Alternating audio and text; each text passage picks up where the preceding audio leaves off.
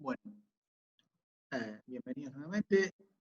Lo que vamos a hacer, como les decía al fin de la presentación anterior, es adentrarnos ahora en lo que es el enfoque del excedente o la teoría clásica de los precios y la distribución. Si nosotros nos adentramos en el contenido de la teoría clásica, lo que vemos es una preocupación por parte de los autores clásicos, en particular de Smith, Ricardo, pero también los autores fisiócratas, en tratar de entender cuáles son las condiciones que regulan el tamaño y la distribución del excedente económico. Es decir, ¿qué es el excedente? Es aquella parte de lo que se produce anualmente que excede, ¿sí?, físicamente lo que se debe reintegrar para producir los medios de producción y la subsistencia de los trabajadores. Yo este año produjo una cierta cantidad de bienes, hay una cierta cantidad de bienes que voy a tener que utilizar el año que viene, de lo que produje hoy, para darle de comer a los trabajadores y producir mercancías el año que viene. Medios de producción y subsistencia de los trabajadores, que permita reproducir la vida material de los trabajadores, es necesario para poder el año siguiente producir exactamente lo mismo que produje este año. Ahora, ¿por qué el excedente entonces es la preocupación? Porque aquello que excede de lo que se utiliza para reintegrar los medios de producción y permitir la subsistencia de los trabajadores, no tiene un destino predefinido, ¿sí? Si yo tengo una cierta cantidad de bienes y consumo aquella cantidad de bienes que van a parar a los trabajadores o a reintegrarlos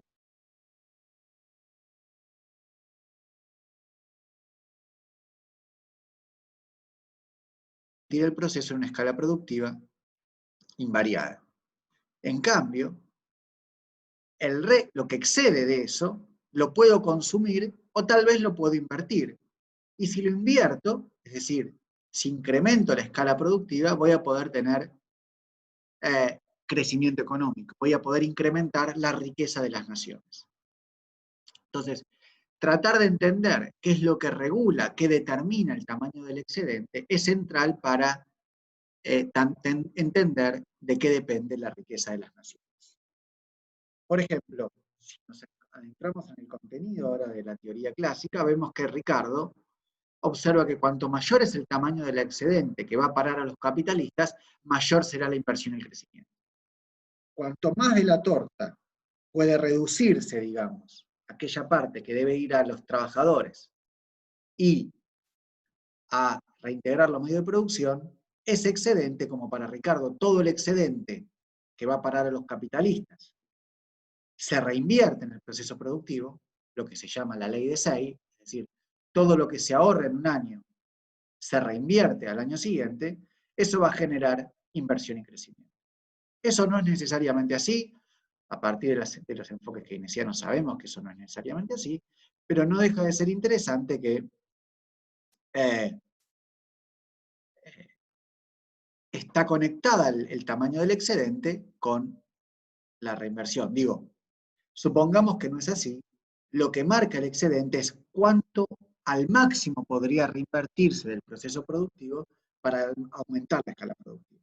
Yo no puedo, o cuál es el máximo que pueden consumir los capitalistas para mantener la escala productiva invariable. El resto es necesario para producir lo mismo que se produjo el año anterior. ¿Por qué piensa Ricardo? Bueno, como les decía, los terratenientes despilfarran y los trabajadores no ahorran ni invierten. Entonces, los únicos que compran, que pueden invertir y aumentar la escala productiva son los capitales. Entonces, si definimos el excedente en términos físicos, es decir, como un vector de mercancías, el excedente es la diferencia entre el producto bruto, ¿sí?, es un vector de mercancías, trigo, hierro, tractores,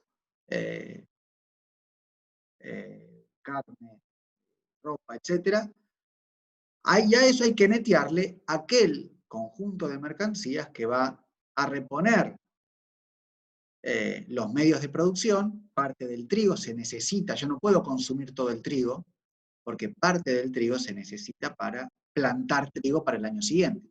Y yo no puedo, como capitalista, apropiarme de todo el trigo, porque si yo no le doy de comer a los trabajadores, y si no le pago un salario en la forma de alimentos, por ejemplo, o no les pago un salario para que se puedan comprar alimentos, no van a poder subsistir y trabajar el año siguiente. Entonces, en términos físicos, el excedente es la diferencia entre el producto bruto y los medios de producción y más los salarios. Ahora, como decía hace un rato, si los salarios coinciden con la subsistencia, es decir, si los salarios solamente están a nivel de subsistencia y no hay rentas, el excedente va a ser apropiado por los capitalistas como beneficios por el capital invertido. Veamos un ejemplo muy simple. Supongamos una economía en la que se producen 1000 toneladas de trigo, G, trigo, por medio de 300 toneladas de trigo y 100 trabajadores. El más indica que 300 toneladas de trigo se combinan con, fíjense que esto no es un más, esto es un más con un circulito, se combinan con 100 trabajadores para producir 1000 unidades de trigo. Toneladas, las unidades que ustedes quieran. G indica grano, en minúscula, trigo. Y además asumimos que el salario W es una cantidad física de trigo. W no es un salario monetario, por ahora, sino que es una cantidad física de trigo. Coincide con o es igual a 5 gramos, o mejor dicho, o 5 toneladas de trigo. Cada trabajador, el salario unitario, es 5 toneladas de trigo.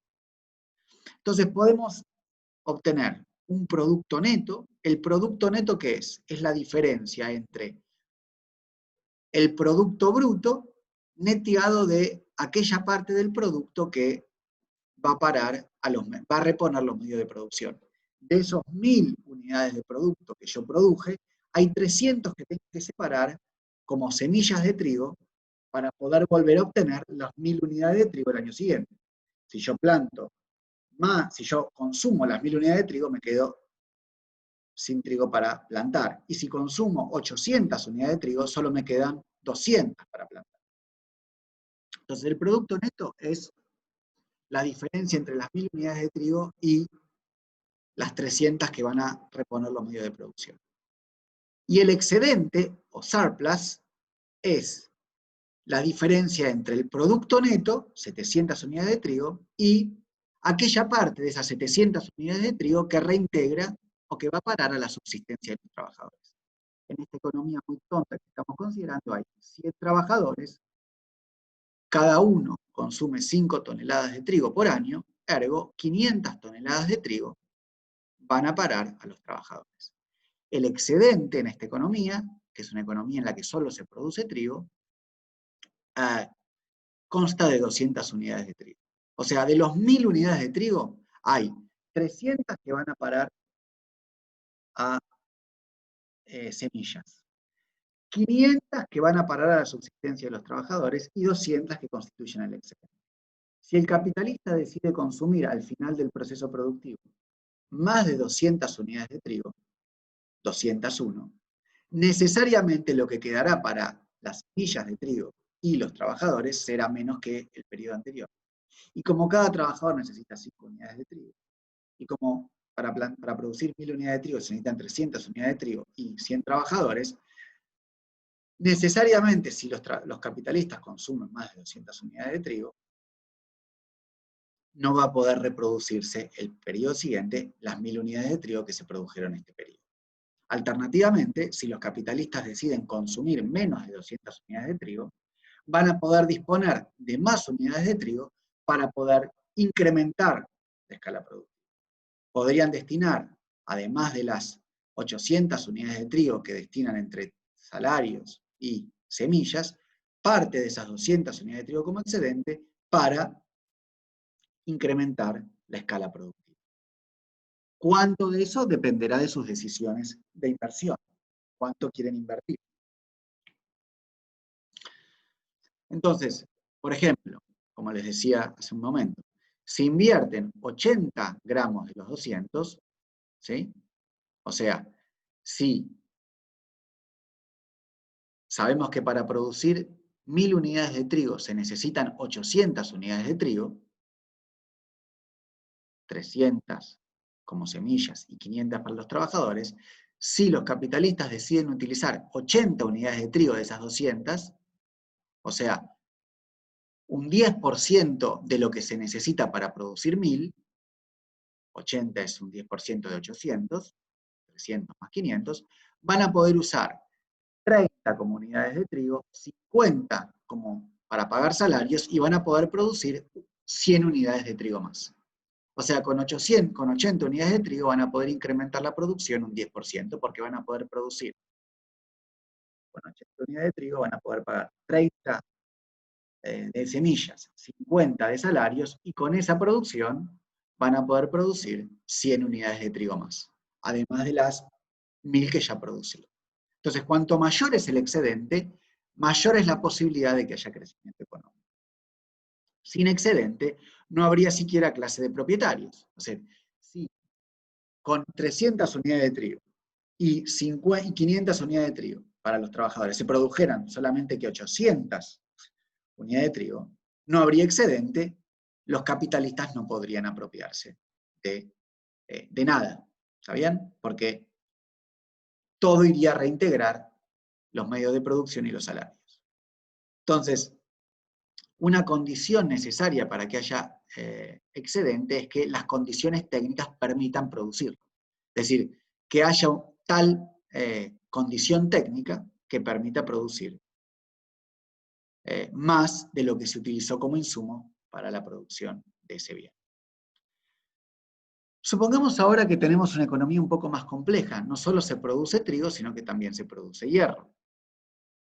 Entonces, para producir 300 unidades de trigo y 100 unidades de hierro, necesitamos 100 unidades de trigo, 20 unidades de hierro y 10 trabajadores en la industria del trigo, y 30 unidades de trigo, 10 unidades de hierro F y 30 trabajadores en la industria del hierro para producir 100 unidades de hierro. Entonces, en esta economía se utilizan 130 unidades de trigo para producir 300 unidades de trigo y 100 unidades de hierro, 30 unidades de trigo para producir 300 unidades de trigo y 100 unidades de hierro, y 40 trabajadores. Entonces, la cantidad de trigo como insumo, lo vemos por columna, la cantidad, y lo mismo con el hierro, y lo mismo con el trabajo.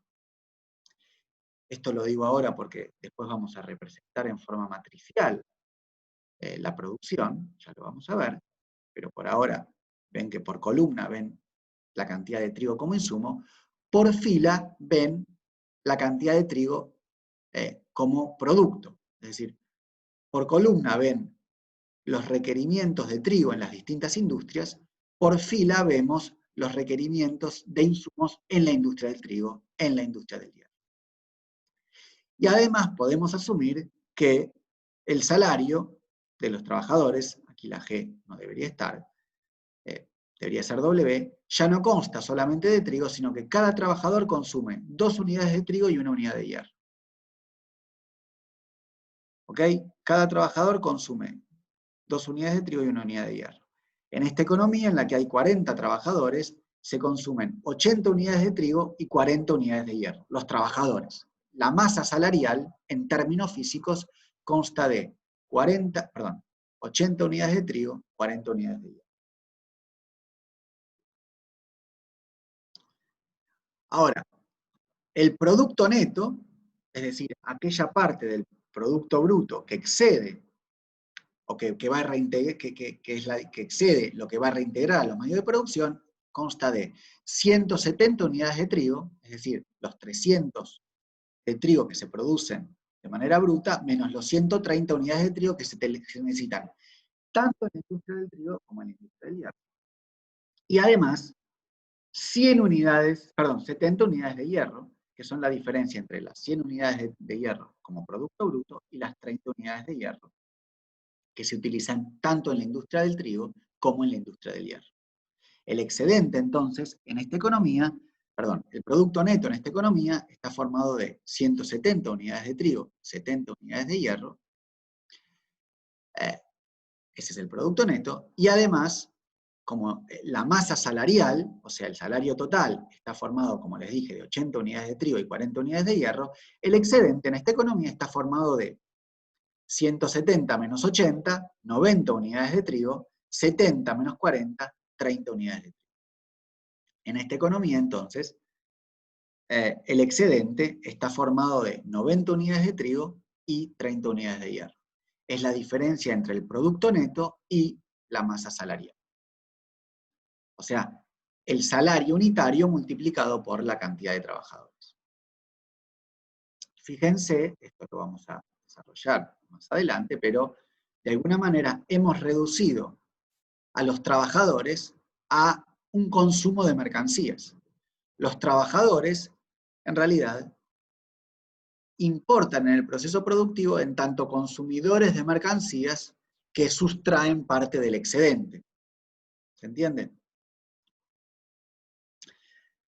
Podemos hacer el mismo razonamiento expresando la cuestión en términos unitarios. Recuerden que para producir no me acuerdo, voy a volver, 300 unidades de trigo, 300 unidades de trigo se necesitaban 100 unidades de trigo y 20 unidades de hierro, además de 10 trabajadores. Yo puedo tratar de expresar cuántas unidades de trigo, hierro y trabajo se necesitan por unidad de trigo producida y por unidad de hierro producida. Si divido cada uno de estos coeficientes por 300, voy a ver que 1/3 unidades de trigo, 20 sobre 300, o sea, 2/30, o sea, 1/15 unidades de hierro, y 10 sobre 300, es decir, 1/30 unidades de trabajo, se necesitan para producir una unidad de trigo. Y lo mismo si divido la fila del hierro por 100. Es decir, cada uno de estos coeficientes técnicos, 1/3 unidades de trigo, 1/15 unidades de hierro, 1/30 unidades de trabajo, me dicen, los vamos a representar con las letras A y J, la cantidad de trigo necesaria para producir una unidad de trigo, la cantidad de hierro necesaria para producir una unidad de trigo y la cantidad de trabajo necesaria para producir una unidad de trigo. 1/3 unidades de trigo, 1/15 unidades de hierro y 1/30 unidad de trabajo se necesitan para producir una unidad de trigo, que lo extrajimos, digamos, extraímos esa conclusión a partir de saber cuál es el agregado de mercancías que se produce. Lo mismo con el trigo, perdón, con el hierro. 3/10 unidades de trigo, 1/10 unidad de hierro, 3/10 unidades de trabajo se necesitan para producir una unidad de hierro. Lo interesante es que no asumimos rendimientos constantes a escala. Es decir, no es que estoy suponiendo que por unidad se necesitan siempre de trigo, por ejemplo, 1/3 de trigo, 1/15 de hierro y 1/30 de trabajo. Lo que estoy asumiendo es que, dada la cantidad producida total,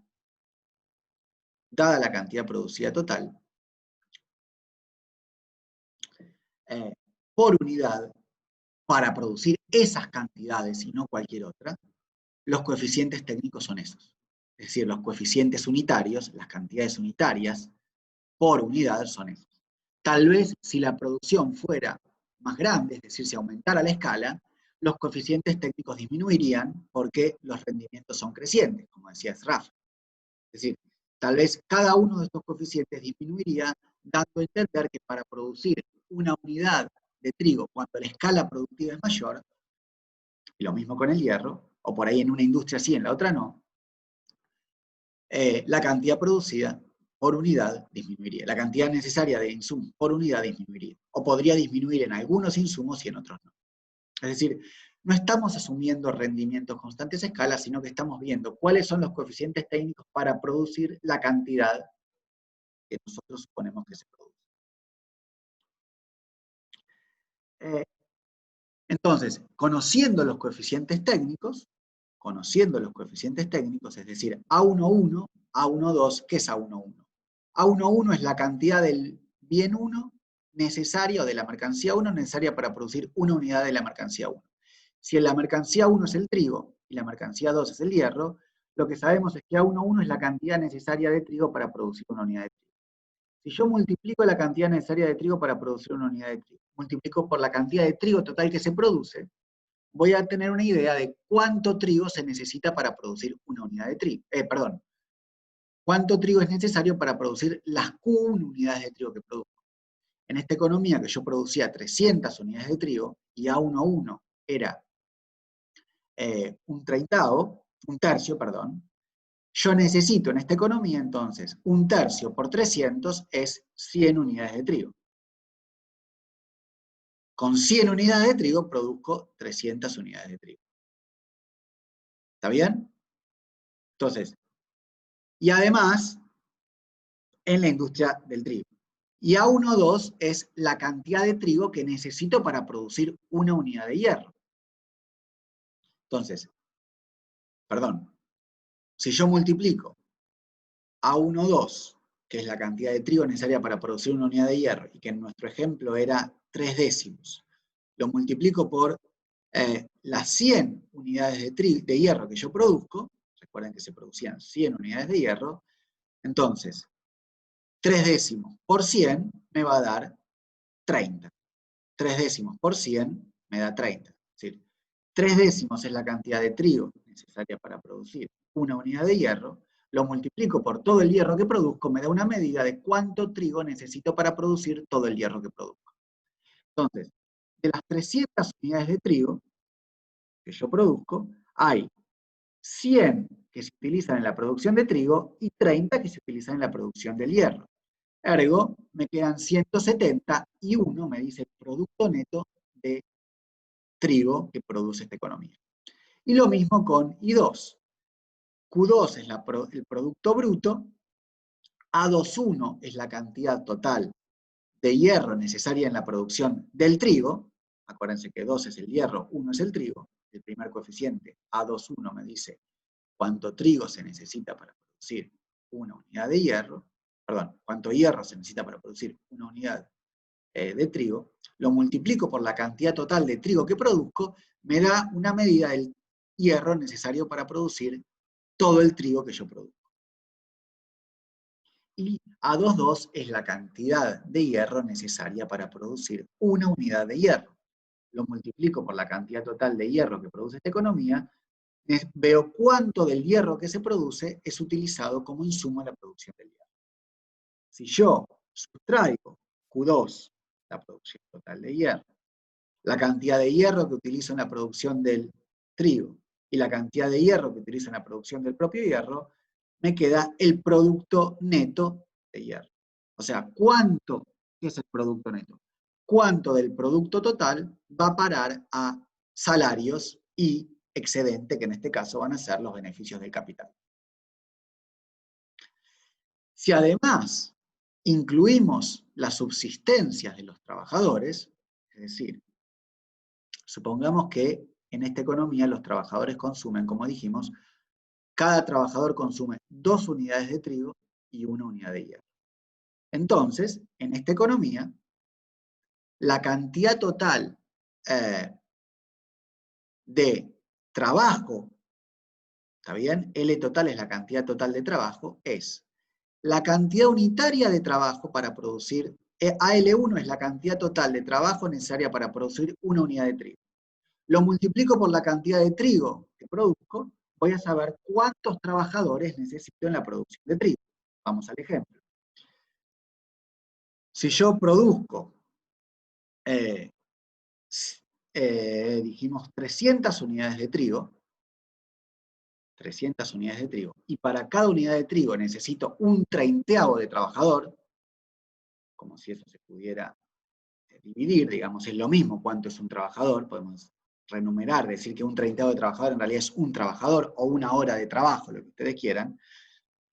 Entonces, para producir las 300 toneladas de trigo, voy a necesitar de trabajo un 30avo multiplicado por 300, es decir, 100 10 unidades de trabajo, que es lo que tenemos aquí. Entonces, la cantidad total de trabajo necesario en la producción del trigo es 10 unidades de trabajo, que es un treintaavo, multiplicado por el Producto Bruto de trigo, en trigo, que es 300. Un treintaavo por 300 me da 10. Más la cantidad total de trabajo para producir una unidad de hierro, multiplicado por la cantidad total de hierro. En esta economía, AL2 era 3 décimos, y la cantidad total de trigo que yo producía, perdón, de hierro, eran 100 unidades de hierro. Entonces, 100 por 3 décimos me da 300 décimos, que es 30.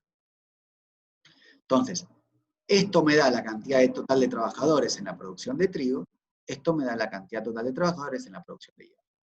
Ahora, los trabajadores consumen, independientemente de dónde trabajen, consumen lo mismo. Cada trabajador consume 2 unidades de trigo y 1 unidad de hierro.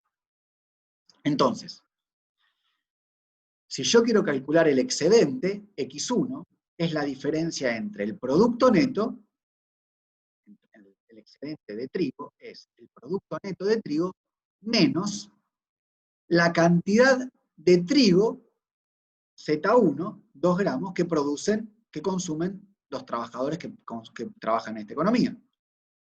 O sea, I1 menos Z1 por L me da 300 menos 2 por 40, que es 80, o sea, 300 menos 80 me da,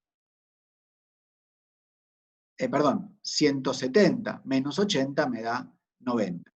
¿De dónde salió este 170? 170 es el producto neto de trigo, acuérdense que era 170, es el producto bruto neteado de los medios de producción, y a eso hay que restarle qué parte del consumo de los trabajadores, está formado en trigo. Entonces, hay 40 trabajadores, cada uno consume 2 unidades de trigo, Z1 por L me da 80. ¿Y cómo podemos expresar ese Z1? Lo podemos expresar como, ese L1 como Z1 por AL1Q1 más AL2Q2, por esto que está aquí. Noten entonces que el Producto Bruto de trigo menos los insumos me dan el producto neto, y si a su vez le resto la cantidad de trigo que va a parar a los trabajadores, me da el excedente en trigo. Lo que tienen que tener bien en claro es que Q1 es una cantidad de trigo, A11Q1 es otra cantidad de trigo, A12Q2 es otra cantidad de trigo, Z1 por AL1Q1 es otra cantidad de trigo, y Z1 por AL2Q2 es otra cantidad de trigo. ¿Sí? Cada uno de estos términos son cantidades de trigo. Como ejercicio tienen que entender y poder traducir el ejemplo que estamos dando en términos, cada una de estas magnitudes tienen que ver que son unidades de trigo. Y lo mismo con el excedente en términos de hierro.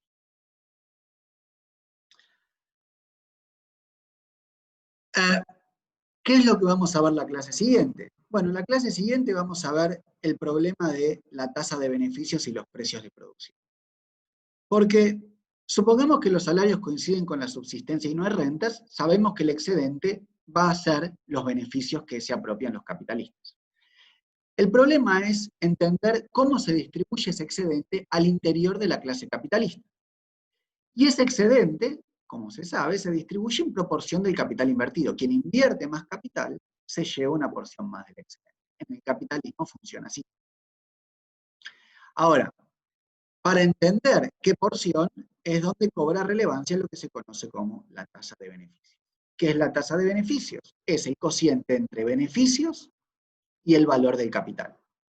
La particularidad es que muchas veces ocurre que los beneficios, por ejemplo, si yo produzco trigo, pero los trabajadores consumen, o yo produzco hierro, y los trabajadores consumen solamente trigo, el capital,